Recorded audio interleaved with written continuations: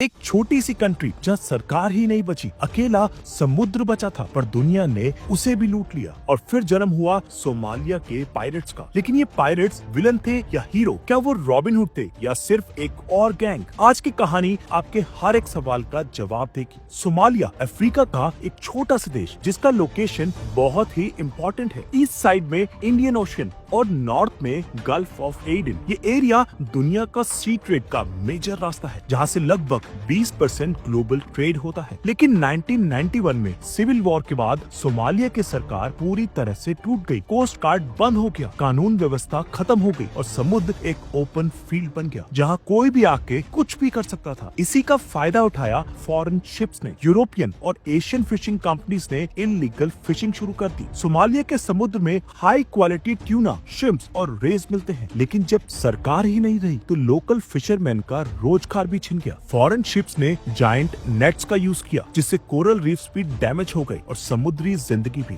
यही नहीं, foreign companies ने अपना टॉक्सिक इंडस्ट्रियल वेस्ट भी डंप करना शुरू कर दिया। यूरेनियम, मरकरी, लेड जैसे केमिकल्स समुद्र में फेंक दिए गए। ये डंपिंग 1980 से शुरू हुई थी, लेकिन 1991 के बाद तो किसी ने रोका ही नहीं। वेस्ट डिस्पोजल यूरोप में काफी महंगा पड़ता था। सोमालिया के कॉस्ट पर ये काम सिर्फ $2.5 पर टन में हो जाता था, जबकि यूरोप में $250 पर टन लगता था। लोकल वॉलेट्स को वेपन्स दिए जाते थे, बदले में उनसे डंपिंग की परमिशन ली जाती थी। इस डील को बोला गया गन्स फॉर वेस्ट। जब लोकल फिशरमैन ने देखा कि उनकी जिंदगी बर्बाद हो गई है, उनका समुद्र लूट लिया गया है और उनके लोग जहर से मर रहे हैं, तो उन्होंने खुद हथियार उठा लिए। शुरू में ये लोग अपने आप को कोस्ट गार्ड कहते थे, इलीगल शिप्स को रोकते थे, उनसे रिसोर्सेज बचाते थे। लेकिन धीरे धीरे उन्होंने रियलाइज किया कि अगर होस्टेज बना के रैंसम लिया जाए तो पैसा और भी मिलता है। और यहीं से शुरू हुआ मॉडर्न पायरेसी का बिजनेस मॉडल। 2009 में सबसे बड़ा इंसिडेंट हुआ जब American cargo ship Musk Alabama को हाईजैक किया गया। 4 सोमाली पायरेट्स ने इस शिप पर कब्जा किया। कैप्टन फिलिप्स को लाइफ बोट पे ले जाकर किडनैप किया गया। यूएस नेवी ने ऑपरेशन लॉन्च किया। 3 पायरेट्स को मार दिया गया और एक को जिंदा पकड़ लिया गया, जिसका नाम था अब्दी वाली अब्दी कादिर ब्यूज। उसे 33 साल की जेल मिली और आज भी वो अमेरिका में सजा काट रहा है। जेल में उसने अपनी ग्रेजुएशन भी कंप्लीट की है। पायरेसी एक प्रॉपर बिजनेस बन गया। इन्वेस्टर्स पायरेट्स को पैसा देते थे, बोट्स, वेपन्स और ऑयल के लिए। फिर शिप हाईजैक करने के बाद रैंसम मिलता, जो पैराशूट से शिप तक भेजा जाता। रैंसम का पैसा बांट दिया जाता, पायरेट्स को, इन्वेस्टर्स को और बाकी स्टाफ को। कभी कभी कुछ पैसा लोकल कम्युनिटी के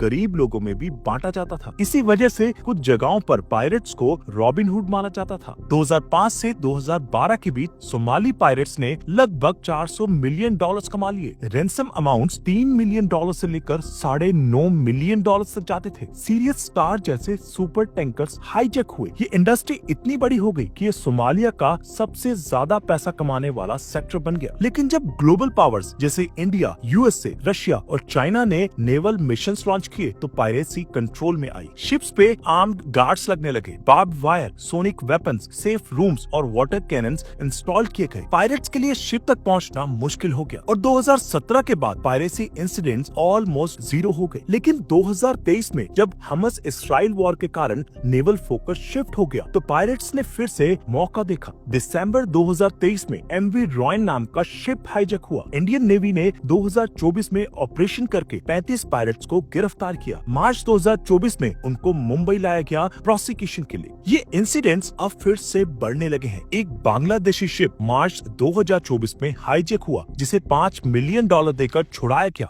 नवंबर 2024 में एक चाइनीज फिशिंग शिप हाईजैक हुआ, जिसमें on board security guards he pirates के साथ मिल गए। रैंसम डिमांड $10 मिलियन थी, लेकिन डील $2 मिलियन से सेटल थी। लोकल सोमाली लोग पायरेसी को नेशनल डिफेंस के रूप में देखते हैं। सर्वे में 70% लोगों ने कहा वो पायरेसी को सपोर्ट करते हैं। उनका कहना है असली पायरेट्स तो वो है जो उनका मछली चुरा रहे हैं और उनका समुद्र जहर से भर रहे हैं। उन्होंने सिर्फ अपने हक के लिए लड़ना शुरू किया। लेकिन आज पायरेसी एक ऑर्गेनाइज्ड क्राइम बन चुकी है, जहाँ गैंगस्टर्स, इन्वेस्टर्स और गन सब मिल चुके हैं। ये कहानी सिर्फ सोमालिया की नहीं, नाइजीरिया के गल्फ ऑफ गिनी में भी ऑयल टैंकर्स का हाईजैक हो रहा है। लोकल लोग कहते हैं कि उनके एरिया से तेल निकाला जाता है, उनको प्रॉफिट नहीं मिलता, सिर्फ पॉल्यूशन और कैंसर मिलता है। तो उन्होंने भी अपना लूट का सिस्टम खड़ा कर लिया। लेकिन हमें ये याद रखना चाहिए, इनजस्टिस के खिलाफ आवाज उठाना इंसानी अहमियत है। लेकिन अगर वो आवाज खुद एक नए इनजस्टिस में बदल जाए तो उसका कोई मतलब नहीं है। आपको क्या लगता है, सोमाली पायरेट सच में रॉबिन हुड थे